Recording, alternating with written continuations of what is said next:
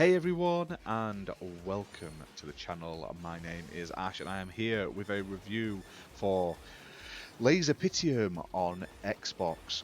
Now this was released on the 31st of May 2023, developed by the team and published by Eastasiasoft Limited, who were kind enough to send us a copy for this video, so big thank you to them for that.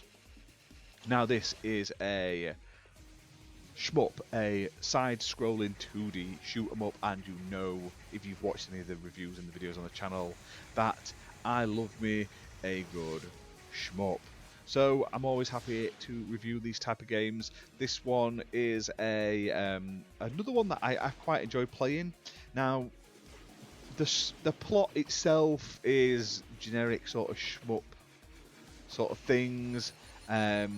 It's 2357, and leaders of the galaxy SO8G signed a peace and cooperation treaty in order to optimize the management of goods, the control of military forces, and the well-being of the population. The computer program EVA was created on the artificial planet HELOS. A few years later, the EVA program's governance caused social unrest across the galaxy. Military forces, now fully automated, directly attack any attempt at rebellion. And you're basically playing as a resistance fighter. Overall, like I say, the story is just the same wishy-washy sort of shmup stuff, but this game is actually really fun. Now, it's a side-scrolling 2D shoot-'em-up. Now, it features multi-directional scrolling and parallax, which is great, and it's all in hand-drawn graphics, which are all presented in 3D, so your background, your ships, your enemies and stuff like that looks really great. Now, there's 3 different ships that you can use in this game. You can pick whichever one you want at the start, and you can basically customize their colors and stuff like that, and they all have different appearances and a unique playstyle and basically weaponry. So I started with the standard ship, and it plays very much like a shmup shooter would. You can fire forward and you can fire backwards. It's quite interesting. I also played as one that has like a Tesla cannon on the top, and it just sort of shoots like force lightnings your enemies as you go past, and sort of locks on to the nearest enemy. Harder to play, but does more damage because obviously you end up having to get closer to focus on certain enemies. But like I say, it was a totally different playstyle experience between both the ships I played as. Now, you can play this game in 2 different modes. There's classic and full campaigns, and basically there's 10 different stages to play through. If you play classic, you play through 5. If you play through full, you play all 10. Now, if you're playing classic, as you're playing, you basically choose your next mission, like your next area out of 2 at the end of each stage. So you've got, oh, I want to go this one or this one, and each of the stages are all very unique. So there's like an Egyptian one, there's a space jungle one, there's a lot of sci-fi ones, there's like a cave one where the roof's sort of collapsing and stuff like that. Lots of sci-fi sort of ones, and they all are very unique.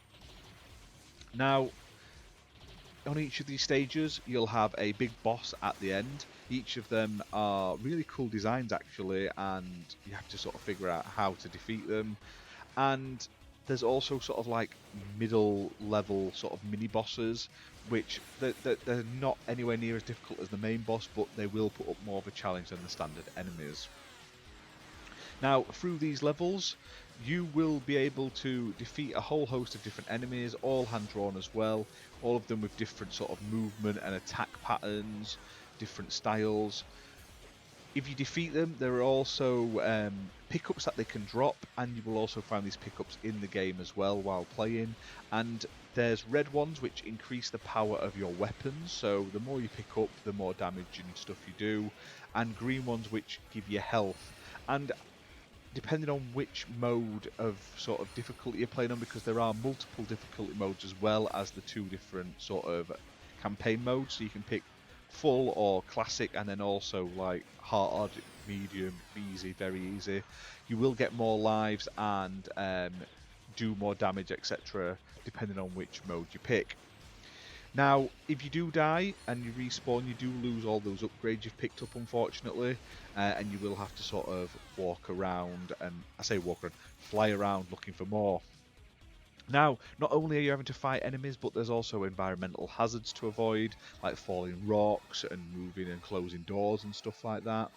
And one thing I did like about this game, it also includes a co-op mode, so you can play this split-screen local co-op with a friend, which is pretty awesome.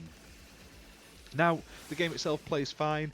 I do think there's a little bit of hitbox shenanigans going on where you'll think you're way out of the way, but you still take damage or die.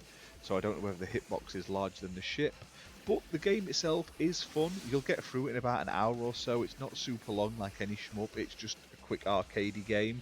But having the different ships and having the different types of campaigns where you can pick your different stages you want to play through will give it some replayability, and the achievements aren't super difficult either. Now, it's playable on Xbox One and Xbox Series X and S, was also released on PlayStation consoles and Nintendo Switch. It's optimised for Series X and S and supporting smart delivery, and it runs at 4K and 60 FPS on the Series X when I was playing it. Now, the game's priced at $12.49 normally, had a launch discount of £2.50 off at $9.99, but there's only a couple days of that left, so you may miss it if you're watching this review later than when I posted it. But all in all, a fun little shmup, maybe not super memorable compared to other games out there, but you'll have fun if you like your shmups, you like a bit of variety in your sort of your ships and your weaponry and stuff like that. Give it a go. I enjoyed it, but like I say, it's one of those games I'll probably forget in a few months' time once I've 100% completed it and don't go back to it, which is a shame. It's like I said, there's nothing wrong with it at all. It's solid in its gameplay. It just doesn't have the standouts as some of those sort of more classic shoot 'em up games out there. But other than that, guys, that's that for this review. Hope you've enjoyed it. If you have, hit that like button, hit subscribe, and we'll see you soon for more content. Bye for now.